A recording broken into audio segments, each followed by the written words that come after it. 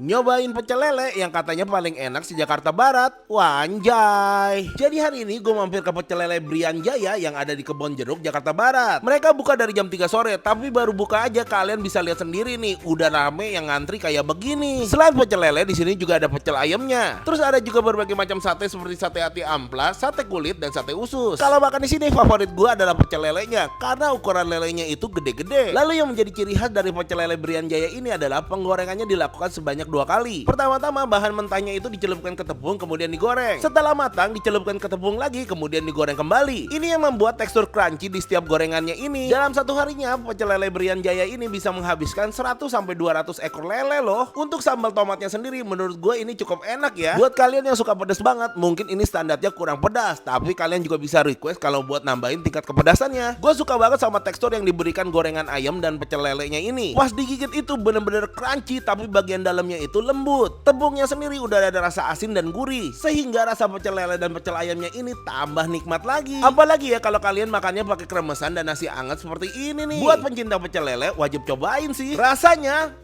mantap.